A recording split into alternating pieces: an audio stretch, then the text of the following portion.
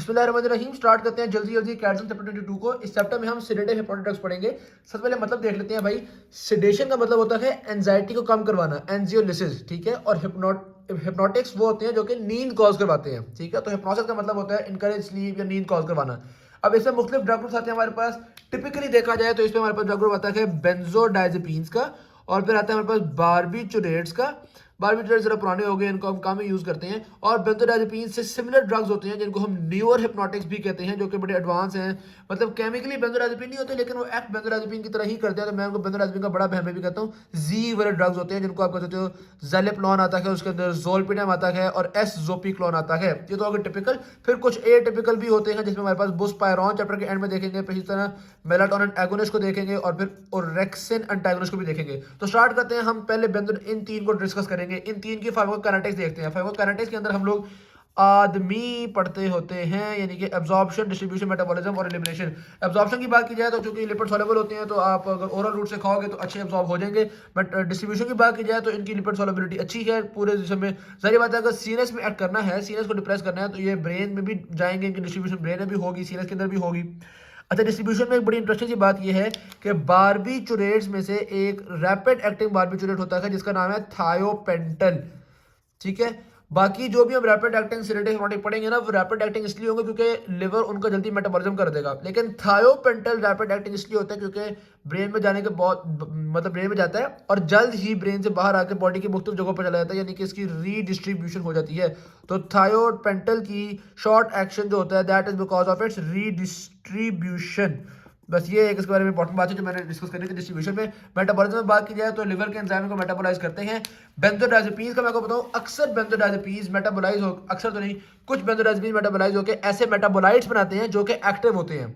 तो अब जारी बात है पहले हम लोगों को 6-7 घंटे लगे मेटाबोलाइज करने में, और फिर जो बना वो भी एक्टिव है, वो भी सिडेटिव है। तो यानी कि कुछ बेंजोडाइजेपीन ऐसे होते हैं जो कि बहुत लंबी देर तक एक्शन करते हैं। जैसे मिसाल के तौर पे डायाजिपैम जो होता है ये कन्वर्ट हो जाता है नॉरडायाजिपैम में, और नॉरडायाजिपैम कन्वर्ट होता है ऑक्साजिपैम में, और ये सारे ही सिडेशन कॉज करवाते हैं। तो इनका बहुत लॉन्ग ड्यूरेशन ऑफ एक्शन होता है। तो डायाजिपैम का लॉन्ग ड्यूरेशन ऑफ एक्शन होता है, इसी तरह से फ्लोराजिपैम का भी लॉन्ग ड्यूरेशन ऑफ एक्शन होता है, ठीक है। तो कुछ तो ऐसे बेंजोडाइजेपीन हो गए।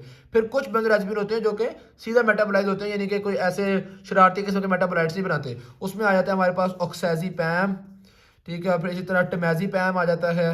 इस तरह के होते हैं आपके पास। और फिर कुछ होते हैं जो कि बहुत ही रैपिड एक्टिंग बेंजोडाइजेपीन होते हैं, जो ना सिर्फ शरारती मेटाबोलाइट्स ही बनाते हैं बल्कि उनका अपना हाफ लाइफ भी काफ़ी थोड़ा होता है। इसमें इस रेफरेंस आता है मिडाजोलैम, और फिर इसी तरह मिनी कैल्शियम में एक और लिखा हुआ है ट्रायाजोलैम। सही होगी बात। तो ये आपके पास लैम पैम पे जितने भी एंड हो रहे हैं सारे हो गए बेंजोडाइजेपीन्स। बारबिचुरेट्स की बात की जाए तो बारबिचुरेट्स में हमारे पास लॉन्ग एक्टिंग बारबिचुरेट आता है फिनोबार्बिटल, और शॉर्ट एक्टिंग बारबिचुरेट आता है थायोपेंटल। सही की बात। तो ये हमने इनको डिस्कस कर लिया। अगर ज़ोलपिडम, ज़ेलिप्लॉन वगैरह की बात की जाए तो मैं आपको बताता हूँ उसमें ये भी होते तो लिवर के एंजाइम्स ही इनको मेटाबोलाइज कर रहे होते हैं। लेकिन ज़ेलिप्लॉन और ज़ोलपिडम ये जो होते हैं ये थोड़े ज़्यादा शॉर्ट एक्टिंग होते हैं, यानी कि जल्दी खत्म हो जाते हैं। और एस-ज़ोपिक्लोन जो होता है कि थोड़ा सा निस्बतन लॉन्ग एक्टिंग होता है, 5-6 घंटे इसकी हाफ लाइफ होती है। सही होगी बात। इनकी तो 2-3 घंटे है ना सिर्फ। तो ये हमारे पास बातें डिस्कस होगी फार्माकोकाइनेटिक्स के बारे में। आते हैं जी मैकेनिज्म ऑफ एक्शन की तरफ। तो मैकेनिज्म ऑफ एक्शन हमारे पास गाबा रिसेप्टर होते हैं। गाबा रिसेप्टर किस तरह के होते हैं मैं आपको बताया हूँ। ये हो गया हमारे पास साइनैप्स। अब इसके ऊपर कुछ ऐसे रिसेप्टर्स, कुछ ऐसे चैनल्स होते हैं जिनके ऊपर जब गाबा आके अटैच होता है तो वो क्लोराइड की एंट्री करवाते हैं, ठीक है। Influx of chloride. जाहिर बात है जब नेगेटिव आयन अंदर जाएगा तो ये हाइपर पोलराइज हो जाएगा, इनहिबिशन हो जाएगी, इसके अंदर एक्शन पोटेंशियल प्रोड्यूस करना ज़्यादा मुश्किल हो जाएगा। तो ऐसे रिसेप्टर्स जो गाबा के लगने पे क्लोराइड की एंट्री करवाते हैं वो कहते हैं गाबा ए रिसेप्टर्स। फिर कुछ और भी होते हैं जो कि गाबा की अटैच होने पे पोटेशियम का इफ्लक्स करवाते हैं। तो नेगेटिव आयन अंदर जाए या पॉजिटिव आयन बाहर जाए, दोनों सूरतों में होगी तो हाइपर पोलराइजेशन ही। तो पोटेशियम का इफ्लक्स करवाने वाले इनको हम कहते हैं GABA B receptors. GABA B receptors पे एक्ट करने वाला एक ही ड्रग है जो आगे जाके देखेंगे, उसका नाम है बैक्लोफेन। बैक्लोफेन, ठीक है। बाकी सारे हम गाबा ए वालों को ही डिस्कस करेंगे। तो गाबा ए के ऊपर बेंजोडाइजेपीन, बारबिचुरेट और बाकी सारे एक्ट कर रहे होते हैं। गाबा ए रिसेप्टर इस तरह का होता है, काफी खास रिसेप्टर है, 5 सब यूनिट्स का बना हुआ होता है। अभी सब यूनिट्स मुख्तलिफ हो सकते हैं। एक जो मशहूर कॉन्फर्मेशन है उसमें हमारे पास 2 अल्फा 1 होते हैं, 2 बीटा 2 सब यूनिट्स होते हैं और एक गामा 2 सब यूनिट होते हैं। ये वाले 5 सब यूनिट होते हैं। बाकी गामा के अलावा डेल्टा भी हो सकते हैं, दूसरे भी हो सकते हैं, और अल्फा के भी, अल्फा 1 की बजाय अल्फा 2, 3, 4 बहुत सारी आइसोफॉर्म्स होती हैं, लेकिन एक मशहूर आइसोफॉर्म यही है, ठीक है। बारबिचुरेट्स तो मुख्तलिफ आइसोफॉर्म में लग जाते हैं, लेकिन जो न्यू हिप्नोटिक्स है ना, वो जो जी वाले थे वो कोशिश करते हैं कि वो इसी आइसोफॉर्म पे, अल्फा 1 वाली आइसोफॉर्म पे ही लगे। सही होगी बात। अब ये जो हमारे पास आ गया बहुत बड़ा सारा रिसेप्टर हो गया है।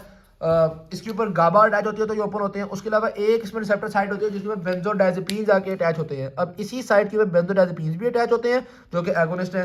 इसी साइड के ऊपर ज़ोलपिडेम वगैरह भी अटैच होते हैं, यानी कि जो न्यू हिप्नोटिक्स हैं वो भी एगोनिस्ट हैं। और बेंजोडाइजेपीन्स और ज़ोलपिडेम वगैरह के इफेक्ट को कम करने के लिए, यानी कि उनके एंटागोनिस्ट, एक हमने पढ़ लिया एगोनिस्ट, और इनके एंटागोनिस्ट भी होते हैं। एंटागोनिस्ट का नाम है फ्लूमेज़िनिल। तो फ्लूमेज़िनिल बेंजोडाइजेपीन्स के इफेक्ट को भी कम करता है और फ्लूमेज़िनिल ज़ोलपिडेम के भी इफेक्ट को कम कर सकता है। तो अगर एक बंदा इन चीज़ों की ओवरडोज के साथ आ रहा होगा तो आप उसको फ्लूमेज़िनिल दे सकते हैं। उसके अलावा कुछ इन रिसेप्टर्स के इन्वर्स एगोनिस्ट भी होते हैं, यानी ऐसे ड्रग्स जो कि उल्टा इफेक्ट करवाते हैं, यानी कि एंजाइटी कॉज करवा देंगे, कन्वर्जन्स कॉज करवा देंगे। ऐसे इन्वर्स एगोनिस्ट में जो हमारे पास नाम या कैटेगरी आती है वो है बीटा कार्बोलिन्स। ये बहुत कोई इंपॉर्टेंट चीज़ नहीं है, लेकिन बारे में मैंने आपको बता दी कि इसके एगोनिस्ट भी होते हैं, एंटागोनिस्ट भी होते हैं, जिसमें फ्लूमेज़िनिल, यार ज़रा इंपॉर्टेंट नाम है, याद रख लो, फ्लूमेज़िनिल। ठीक है, फ्लूमेज़िनिल। हाँ अच्छा जी, ये हमारे पास हो गया। अच्छा, फ्लूमेज़िनिल जो होगा ना वो बेंजोडाइजेपीन्स को रोक सकेगा लेकिन बारबिटूरेट्स के एक्शन को नहीं रोकता, क्योंकि बारबिटूरेट्स के एक्शन के लिए एक फ़र्क साइट मौजूद है। बारबिटूरेट्स कहीं और लग के काम करते हैं, इसी तरह अल्कोहल्स कहीं और लग के काम करती हैं। तो गाबा के लिए फ़र्क साइट हो गई, अल्कोहल्स के लिए फ़र्क हो गई, बारबिटूरेट्स के लिए फ़र्क हो गई, और ये बेंजोडाइजेपीन्स, फ्लूमेज़िनिल, ज़ोलपिडेम के लिए फ़र्क हो गई। बेंजोडाइजेपीन के जो रिसेप्टर हैं दो तरह के होते हैं, BG1 भी होते हैं, BG2 भी होते हैं। मेनली हम BG1 का ही नाम ले रहे होते हैं, इन्हीं का जिक्र करते हैं क्योंकि ये सेडेशन वगैरह कॉज करवा रहे हैं। और खास तौर पे जो ज़ोलपिडेम वगैरह ना, तो वो तो बिल्कुल BG1 के ऊपर ही लगते हैं, they are very selective in this case. Overall benzodiazepines जो होते हैं वो फ्रीक्वेंसी ऑफ ओपनिंग को बढ़ाते हैं, जबकि बारबिटूरेट्स जो होते हैं वो ड्यूरेशन ऑफ ओपनिंग को बढ़ा देते हैं, यानी गाबा की हेल्प करते हैं। बारबिटूरेट्स जो होते हैं वो आपके पास ग्लाइसिन के ऊपर, ग्लूटामिक एसिड के ऊपर भी एक्ट कर रहे होते हैं। और एक इंटरेस्टिंग बस, और ज़ोलपिडेम वगैरह मैंने आपको बताया ज़्यादा सेलेक्टिव होते हैं। अच्छा, अब हम ग्राफ अगर डिस्कस कर रहे हैं तो आपको बात पता होनी चाहिए कि जो बारबिटूरेट्स होते हैं उनका वो इतने सेफ नहीं होते। अगर उनकी डोज बढ़ाई जाओगे उनका एक्शन बढ़ता जाएगा, बंदा डेथ तक चला जाएगा। जबकि बेंजोडाइजेपीन्स जो होते हैं वो सेफ होते हैं, उनकी थोड़ी फ्लैटर कर्व्स होती हैं भाई, वो इतना ऊपर तक नहीं जाते। उनकी डोज ज़्यादा होगी तो एक्शन ज़रा स्लो होना शुरू हो जाएगा, सेफ्टी प्रोफाइल बेहतर है इसकी। ओवरऑल इफेक्ट्स की बात की जाए तो सबसे पहले हमारे पास नीचे डिसइनहिबिशन वगैरह होती है, आपको पता है, डिसइनहिबिशन हो गया, सेडेशन, एंजियोलिसिस वगैरह हो गया। डोज थोड़ी और बढ़ा दें तो हिप्नोसिस होना शुरू हो जाती है, यानी नींद आना शुरू हो जाती है बंदे को। डोज थोड़ी, अच्छा नींद जो आएगी उसमें स्लीप पैटर्न भी डैमेज होता है, यानी कि वो जो रैपिड आई मूवमेंट स्लीप होती है उसको दौरानिया कम ज़्यादा होना शुरू हो जाता है। अलबत्ता वो जो जी वाले ड्रग्स है ना, अच्छा जी वाले ड्रग खास तौर पे नींद के लिए तो बहुत ही अच्छे हैं यार, उनको हम देते ही अक्सर इंसोम्निया को ट्रीट करने के लिए। ये जो है ना जी वाले, वैसे भी अगर कोई सो रहा हो कार्टून तो वैसे कि नहीं बना होता, जब ऐसे सो रहा होता है तो बना होता है ना, तो इसे याद हो जाएगा। ज़ोलपिडेम, ज़ेलेप्लोन, एज़ोपिक्लोन, जी वाले ड्रग्स जो हैं वो खासतौर पे नींद कॉज करने में हेल्प करते हैं और वो स्लीप पैटर्न को इतना डिस्टर्ब भी नहीं करते, यानी नींद तो कॉज कर दी लेकिन पैटर्न सही रहा, वो जो रैम वगैरह का था ना वो सही रहा। अच्छा, मजीद डोज देंगे तो एनेस्थीसिया वगैरह कॉज हो सकता है। इसमें हम जो रैपिड एक्टिंग होते हैं, थायोपेंटल हो गया बारबिटूरेट्स में, और मिडाज़ोलम हो गया बेंजोडाइजेपीन में, ऐसे रैपिड एक्टिंग चीज़ें देती हैं जो कि एनेस्थीसिया के साथ एंटेरोग्रेड एमनेसिया भी करवाते हैं ताकि पेशेंट को सर्जरी की बुरी यादें याद ना रहें। मजीद डोज बढ़ाएंगे तो मेडुलरी डिप्रेशन भी हो सकता है। मेडुलरी डिप्रेशन वही बदनामे ज़माना चीज़ है या वही खतरनाक चीज़ है जो डेथ कॉज करवा सकती है सुसाइडल डोजेस के अंदर, तो यहाँ पे उन्होंने मेडुलरी डिप्रेशन का भी जिक्र कर दिया। और मजीद डोज को बढ़ाएंगे तो कॉमा कॉज हो सकता है। अच्छा, उसके अलावा दो चीज़ें और भी डिस्कस की हुई हैं, एंटीकन्वल्सेंट्स। एंटीकन्वल्सेंट्स में आगे पूरा चैप्टर भी है, लेकिन बेंजोडाइजेपीन्स भी या बारबिटूरेट्स वगैरह भी हम लोग यूज़ कर सकते हैं सीएस वगैरह को कंट्रोल करने के लिए। इसमें खासतौर पर क्लोनाज़ेपैम वगैरह यूज़ कर रहे होते हैं हम। स्टेटस एपिलेप्टिकस एक कंडीशन होती है, इसके अंदर भी लॉन्ग एक्टिंग जैसे कि डायजेपैम, लोराजेपैम, फेनोबार्बिटल, इनको यूज कर सकते हैं। वेरी सिमिलरली मसल रिलैक्सेशन, इसके ऊपर भी पूरा एक चैप्टर आगे है, लेकिन यहाँ भी बता रहे हैं कि बेंजोडाइजेपीन भी, यानी बेंजोडाइजेपीन बड़े डाइवर्स किस्म के होते हैं जो कि मसल रिलैक्सेशन वगैरह भी कॉज करवा सकते हैं एट हायर डोजेस। खासतौर पर मेप्रोमेट का नाम याद रखना है आपने, ये मसल रिलैक्सेशन के तौर पर रोल प्ले कर सकता है।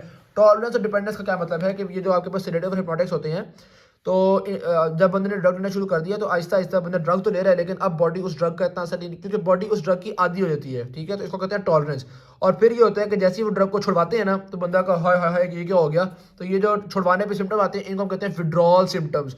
और इन विड्रॉल सिम्टम्स की वजह से पेशेंट चाहता है कि दोबारा दवाई खाना शुरू हो जाए, ठीक है, तो ये आप कह सकते हो विड्रॉल सिम्टम्स होते हैं, या आप कह सकते हो इस ड्रग के ऊपर डिपेंडेंस हो जाती है। तो सेडेटिव हिप्नोटिक्स की काफ़ी डिपेंडेंस और टॉलरेंस वगैरह होती है, इसीलिए लोग इनके नशे हो जाते हैं, एडिक्टिव हो जाते हैं। अल्कोहल भी एक सेडेटिव है, याद रखना। क्लिनिकल यूज की बात की जाए तो एंजाइटी, मैं आपको मतलब क्लिनिकल यूजेस के लिए सिंपली एक निमोनिक बता देता हूँ। निमोनिक है जनाबे वाली समद ब्रो, समद बाप था, ब्रो नहीं था, समद बाप, याद रखना। तो मजीद PI भी आगे रख सकते हो आप। S stands for status epilepticus, status epilepticus को ट्रीट करने के लिए यूज़ कर सकते हैं। फिर उसके बाद A stands for alcohol withdrawal, अभी मैं समझाता हूँ क्या, हाँ बता देता हूँ। इसका मतलब होता है जो बंदा जब कोई अल्कोहल पी रहा होता है ना, तो वो जब जैसे ही अल्कोहल पीना छोड़ता है तो उसमें सिम्टम आना शुरू हो जाते हैं। यानी कि उसको बहुत दिल करता है, तो हम ऐसा करते हैं कि उसको सिलेटिव हिप्नोटिक दे दें कि यार उसकी थोड़ी बहुत नशा भी पूरा हो जाए और वो आहिस्ता आहिस्ता अल्कोहल भी छोड़ दे। इसको अल्कोहल विड्रॉल कहते हैं। इसमें आमतौर पर लॉन्ग एक्टिंग बेंजोडायजेपिन इस्तेमाल करते हैं, जैसा कि डायज़ेपैम। एनीवेज नबी एस हो गया, फिर ए हो गया, फिर M stand for muscle relaxant. अभी हमने देखा कि मसल रिलैक्सेंट के लिए भी खासतौर पे ये जो मोटर न्यूरॉन लीजन्स होती हैं इनके अंदर यूज़ कर लेते हैं हम लोग। फिर ए स्टैंड फॉर एनेस्थीसिया, ये भी अभी मेरे को बताया था, रैपिड एक्टिंग जो होते हैं हम उनको एनेस्थीसिया में यूज़ करते हैं। फिर D stand for diagnostic aids. ये जो पॉइंट ना ये सिर्फ बिग कैट्सन के अंदर लिखा हुआ है, तो अगर आप टीचर को इंप्रेस करना हुआ तो ये पॉइंट जरूर याद करना, डायग्नोस्टिक एड्स यानी कि साइकाट्रिक प्रॉब्लम्स की डायग्नोसिस वगैरह में यूज़ करते हैं। फिर अगर बाप को देखा जाए तो B stand for bipolar disorders, ठीक हो गया। फिर A stand for anti seizure के तौर पे यूज़ कर सकते हैं हम।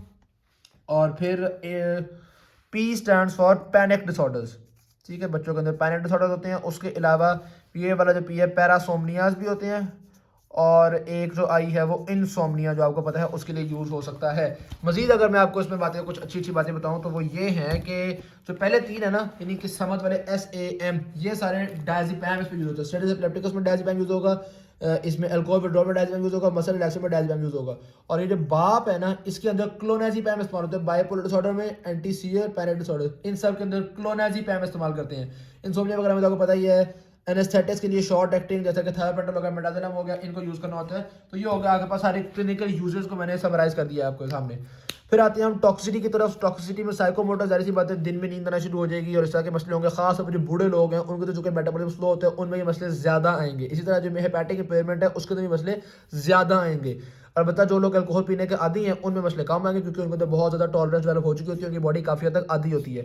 एंटेरोग्रेड एमनेसिया यानी कि जो बंदा मेमोरी डेवलप कर पाता है, इसका एक गलत इस्तेमाल डेट रेप में भी होता है कि डेट के दौरान बंदे ने बेंजोडाइज़ेपिन खिला दिया लड़की को और उसके बाद उसका रेप कर लिया, लड़की को याद नहीं होगा किसने रेप किया बेंजोडाइज़ेपिन के इफेक्ट की वजह से। ओके बात, तो ये आपके पास कुछ इफेक्ट्स आ गए। अब अगर सेडेटिव हिप्नोटिक्स के साथ बंदा कुछ दूसरे ड्रग्स दे रहा है, जैसे कि अल्कोहल यूज़ कर रहा है या एंटी डिप्रेशन यूज़ कर रहा है, तो जाहिर सी बात है एडिटिव इफेक्ट होगा, बहुत ज़्यादा मसला बन जाएगा। और अगर सेडेटिव हिप्नोटिक्स की ओवरडोज कर ली जाए तो वो आपके रेस्पिरेटरी डिप्रेशन, कार्डियोवैस्कुलर डिप्रेशन वगैरह, डेथ वगैरह कॉज कर सकता है। अलबत्ता अगर बेंजोडाइज़ेपिन ज़्यादा लिए हैं या जीवर ड्रग्स ज़्यादा लिए हैं तो उनका तो इलाज है कि आप फ्लूमाज़िनल दे दो, लेकिन अगर कोई दूसरे दे दिए हैं, बारबिटूरेट्स वाले दे दिए हैं, तो उनका ऐसा इलाज नहीं है। उस पर बस ये है कि आप रेस्पिरेटरी एयरवे को मेंटेन करो, वेंटिलेटरी सपोर्ट वगैरह दे सकते हो। सही होगी बात। अदर एडवर्स इफेक्ट्स में साइटोक्रोम P450 को इंड्यूस करते हैं और जितने भी इंड्यूस होते हैं वो पोरफायरियाज के अंदर कॉन्ट्राइंडिकेटेड है। खासतौर पर बारबिटूरेट्स का कहते हैं कि पोरफायरियाज के अंदर वो कॉन्ट्राइंडिकेटेड होते हैं और एंटी कोएगुलेशन के इफेक्ट्स वगैरह होते हैं। कोरोना हाइड्रेट की ये बातें हो गई। अब ए टिपिकल ड्रग की तरफ आ जाओ। बुस्पायरॉन 5-HT1 ए रिसेप्टर के ऊपर यानी कि सेरोटोनिन रिसेप्टर के ऊपर पार्शियल एगोनिस्ट होता है और ये एंटी डिप्रेसेंट या एंजियोलिटिक्स कॉज करवाता है।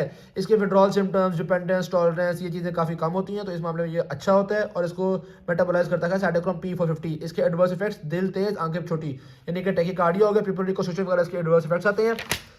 फिर और प्रेगनेंसी भी दे सकते हैं। मेलेटोनिन रिसेप्टर एगोनिस्ट जो होते हैं ये खासतौर पे जेट लैग वगैरह में रोल प्ले करते हैं। ये नींद वगैरह कॉज करवाएंगे, जाहिर सी बात है। इनकी भी यूज लाइबिलिटी ये वो कम होती है और मेटाबोलाइज P450 से ही हो रहे होते हैं, तो जाहिर बात है P450 इंड्यूसर्स जो होते हैं वो इसके मेटाबॉलिज्म को तेज कर देंगे और P450 इनहिबिटर्स होते हैं वो इसके मेटाबॉलिज्म को स्लो कर देंगे। और इसके एडवर्स इफेक्ट्स में आता है आपके पास डिक्रीज टेस्टोस्टेरोन और इंक्रीज प्रोलैक्टिन। उसके अलावा नॉर्मल चीज़ें जैसा कि हेडेक हो गया, डिजीनेस हो गई, फटीग हो गई, ये वो चीज़ें, और एबनॉर्मल ड्रीम्स वगैरह। टेसिमेल्टोन भी एक मेलेटोनिन रिसेप्टर एगोनिस्ट ही होता है।